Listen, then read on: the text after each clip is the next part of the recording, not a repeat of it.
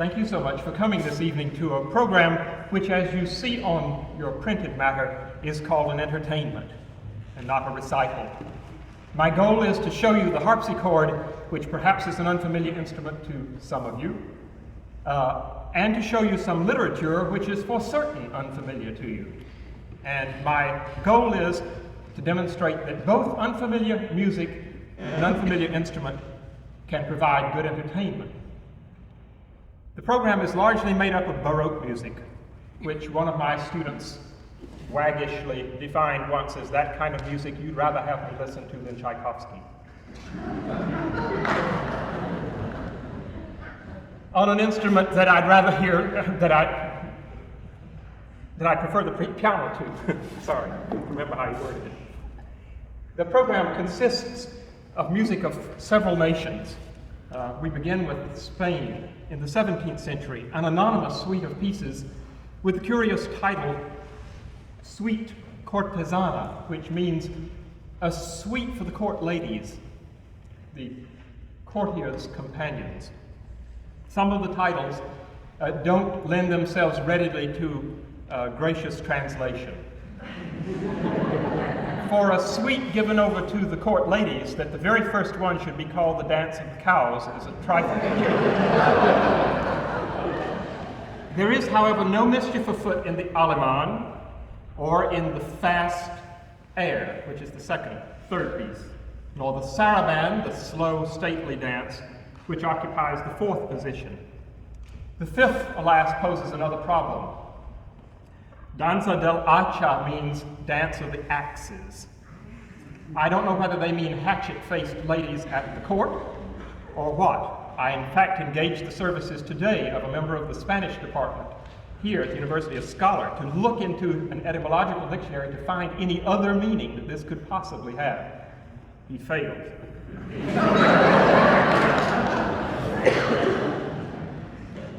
A canarios, the next piece, is a dance popular in Europe in the 17th and 18th centuries. It's defined by the dictionary as slower than a jig and faster than a lure. Now, if that tells you a lot, fine. If it doesn't, you may simply take comfort in the fact that it imitates the chirping of canaries, which it does fairly satisfactorily. The last movement, El Villano, means the villager, and it's simply descriptive, evidently, of a country fellow of the sort who worked in the villages outside large cities. Spanish music of the 17th century is very sober. It is not given over to the fanciful sorts of flights of imagination that French music is given over to. And I will play it essentially quite straight, essentially as it is written. It seems to call for very little extra to be added to it. My last observation is it belongs to a very large family of composers. You know the Baroque family of the Purcells. There were at least 4 of the Purcell family that were famous composers. The Bach family had a long tree with many limbs and branches to it. The Couperin family in France. This is the family of composers known as anonymous. And those of you who are students of music history will note that a man named Anonymous IV was particularly famous.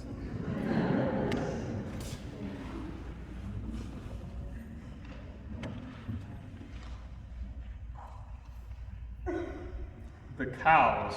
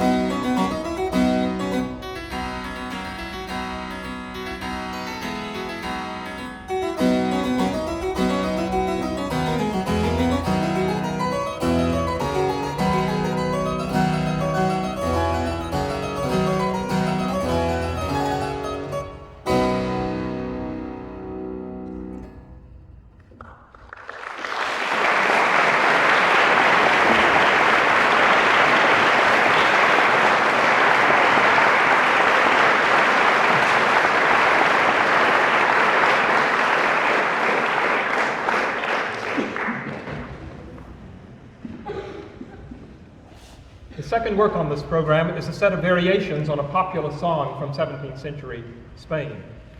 The third title on the program, Diferencias, means variations. The composer's name, Bernardo de Zala, is a name totally unknown to the history of music. He might as well belong to the great family of Anonymous. For no one knows when he was born, when he died, or whether he actually wrote this piece. His name is on the front of the manuscript that contains this piece, but nowhere inside the manuscript. So either it is a piece by him, or a piece certainly that he once owned.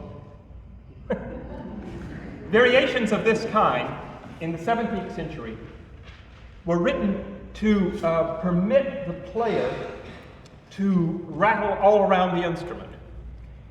They feature what we today call non-directional ornamentation, meaning that there was no consistent system of tonality.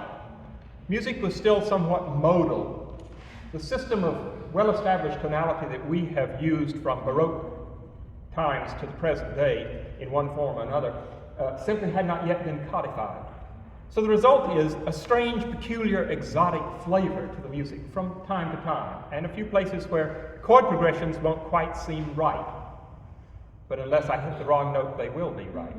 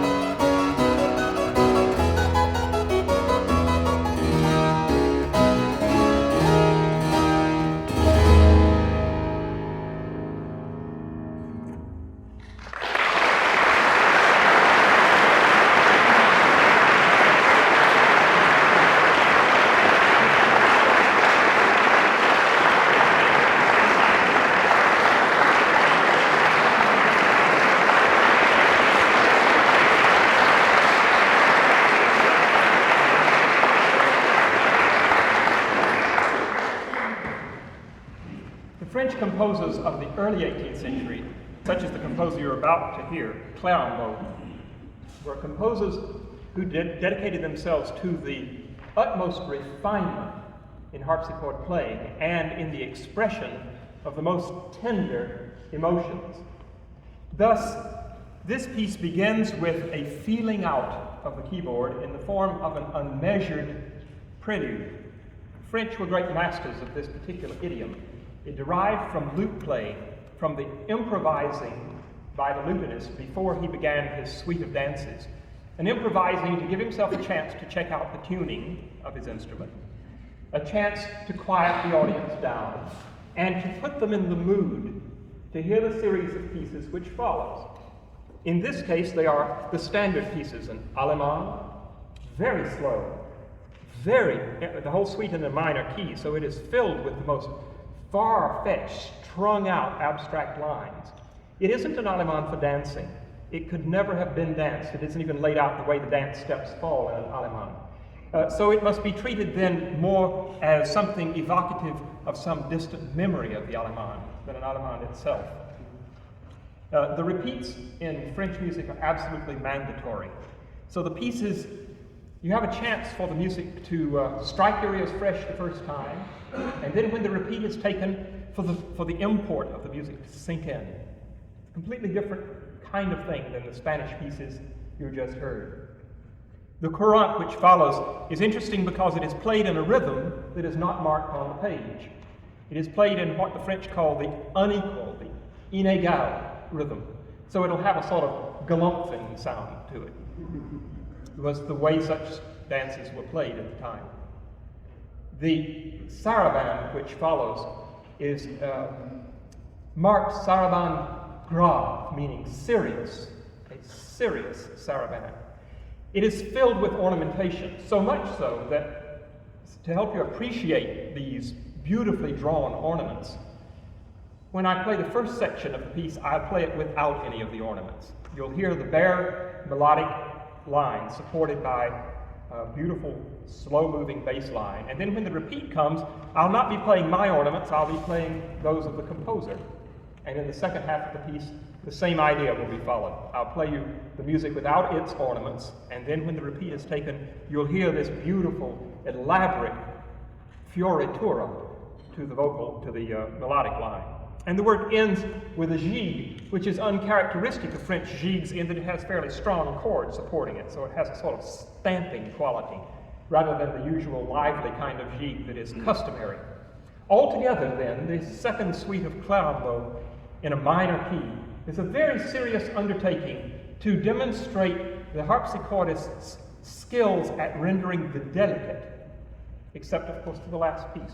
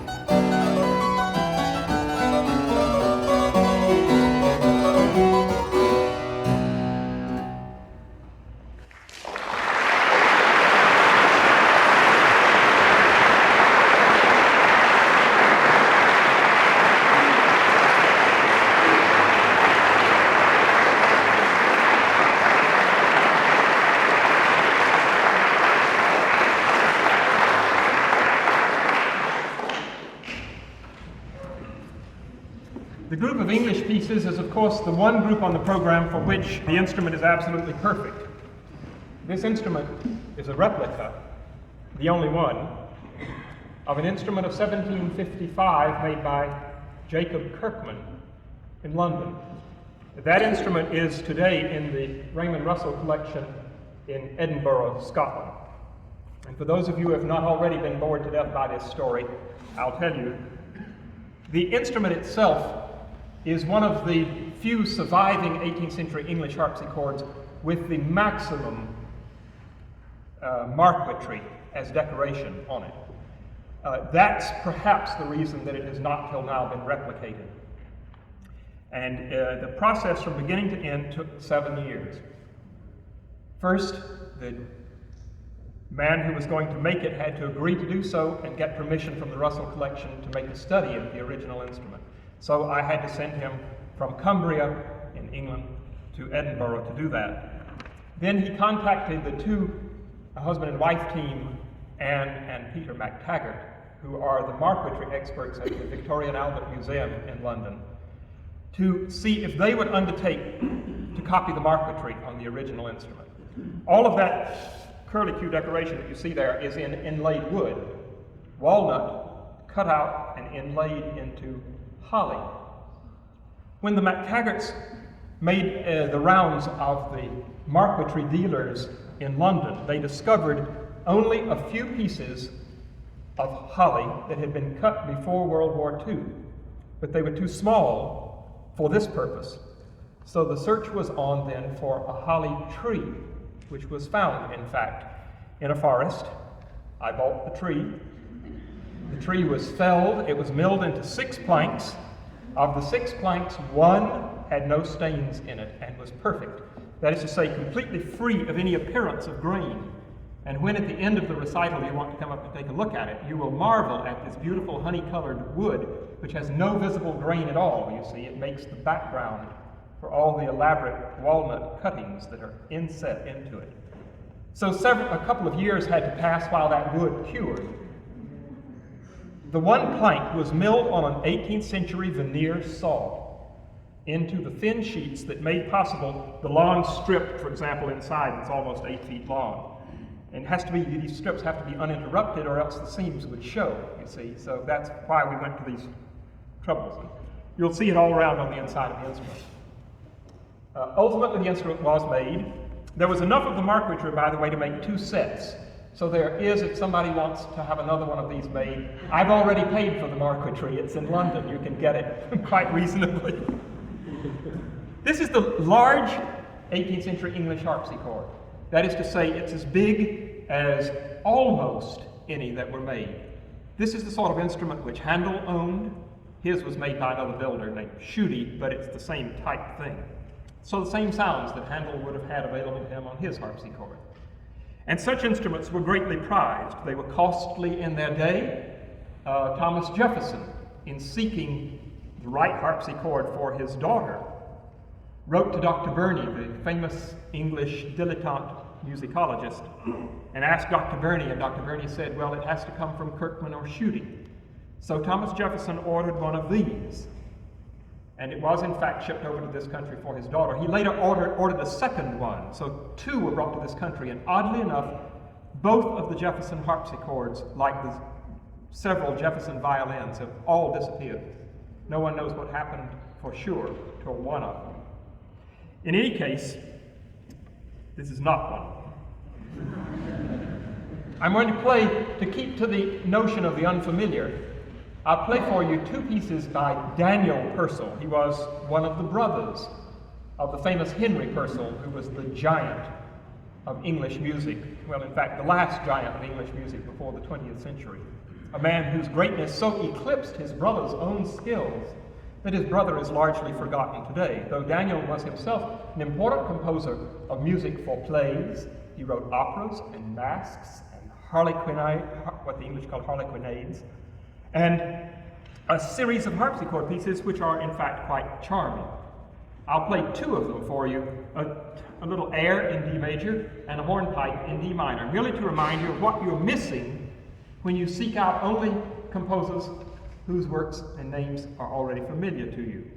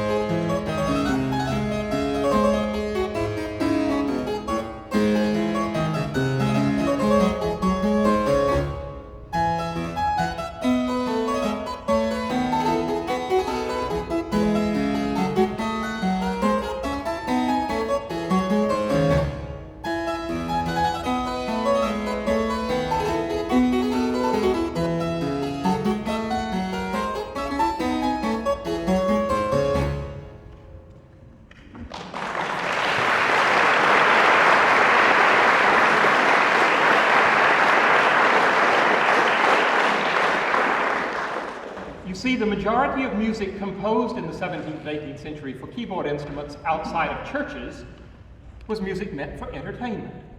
It was not music for rumination.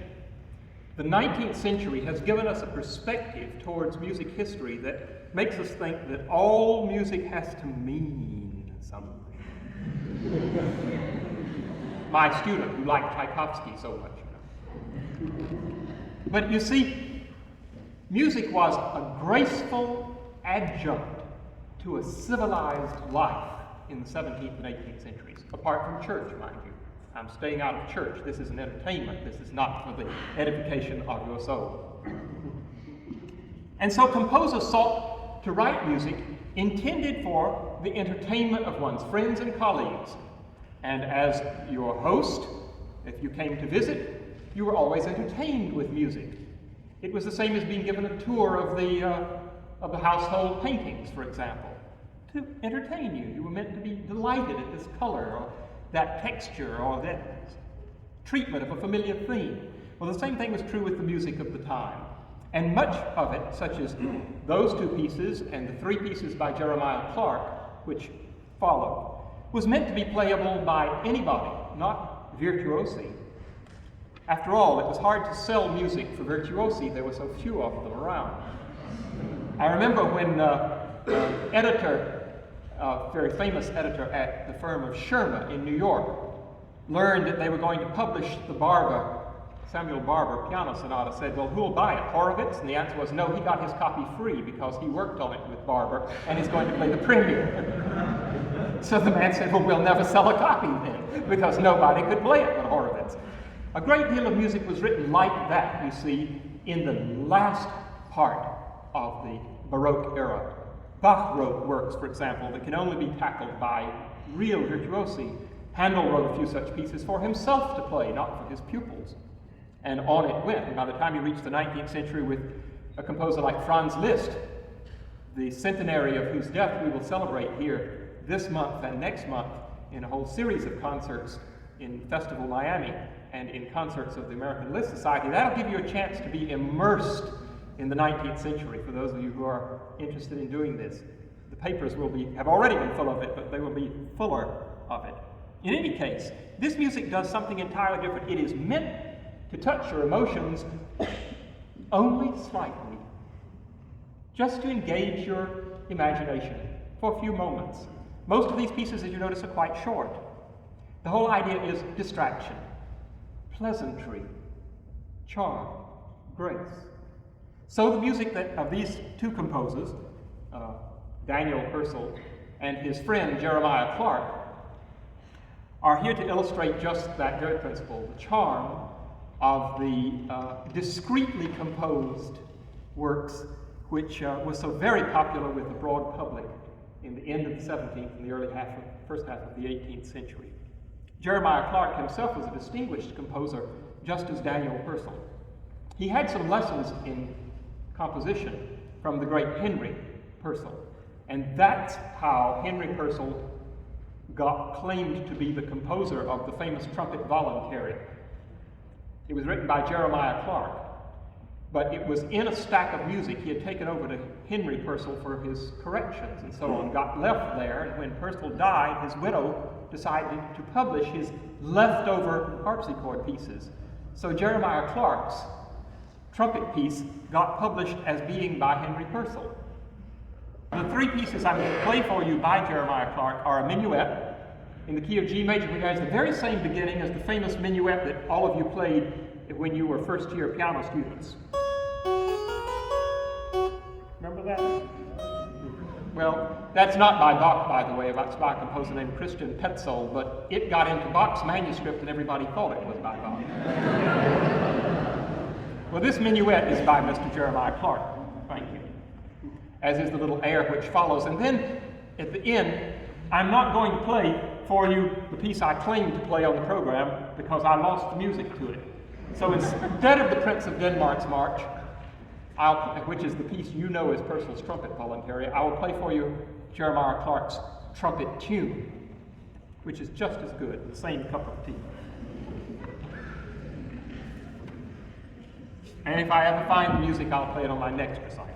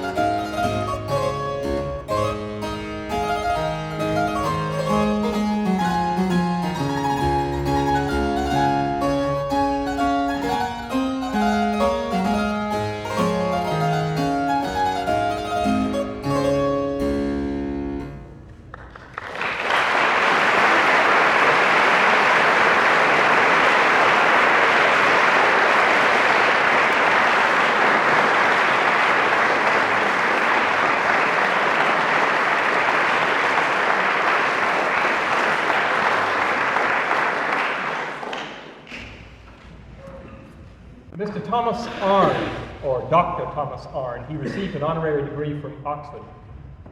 The composer of the sonata that I'll play for you was all his life long, like Daniel Purcell, in the shadow of a great man. Arne was in the shadow of George Friedrich Handel, a German who had gone to Italy to perfect his skills and come to England to make money.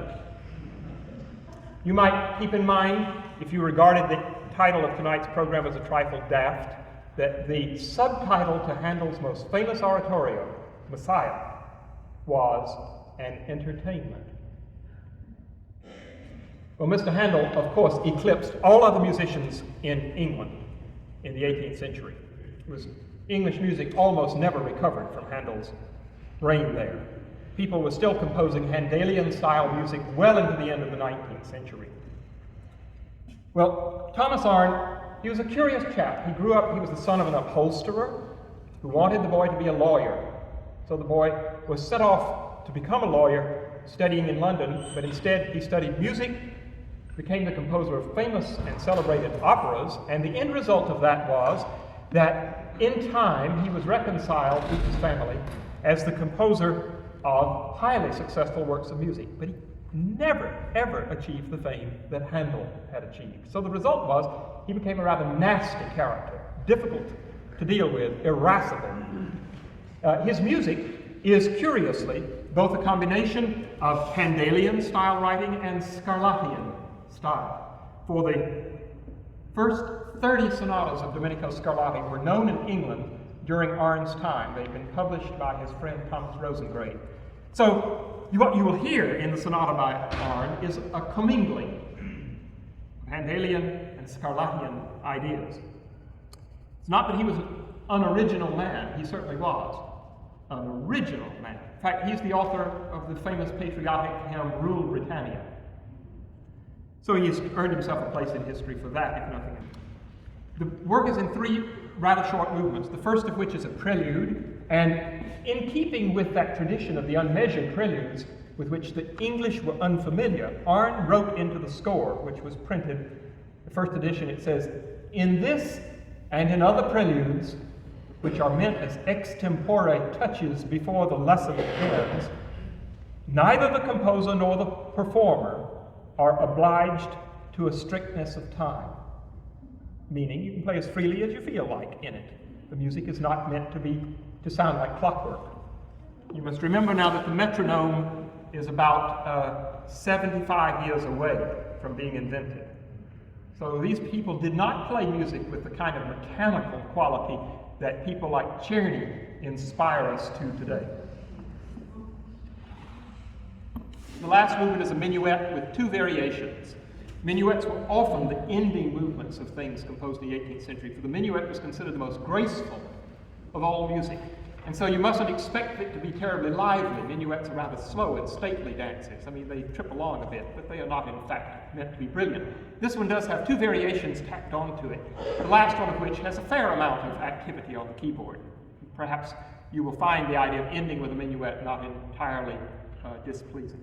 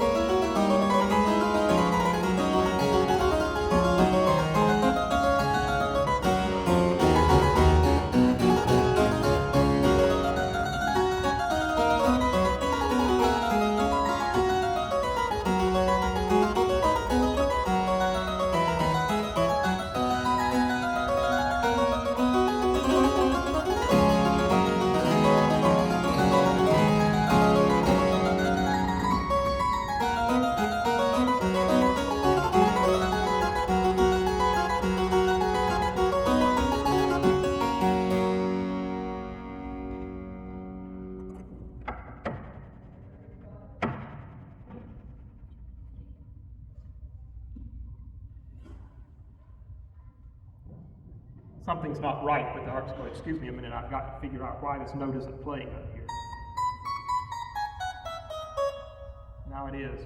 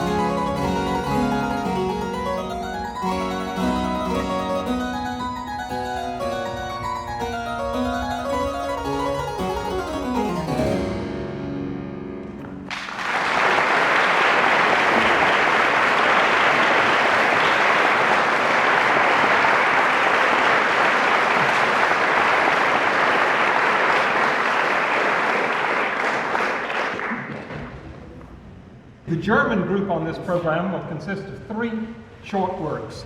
The first is Passacaglia by a composer whose name I'm sure is unfamiliar to all of you. As far as I know, not one note of his voluminous works has ever been recorded. So you won't hear him on WTMI. Christian Friedrich WITT was a man very well known in his day, very well established, composed music for court and church. He was highly regarded, studied with all the proper teachers in his section of Germany, but his great claim to fame is that he wrote this piece, which was published as a work by Johann Sebastian Bach.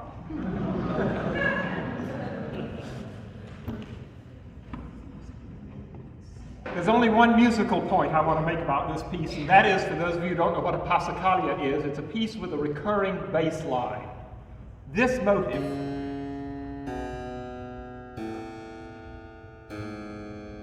occurs 32 times, and over it the music constantly shifts, changes its melodic outline, becomes more and more elaborate at one point. It begins to clatter away in rapidly repeated chords.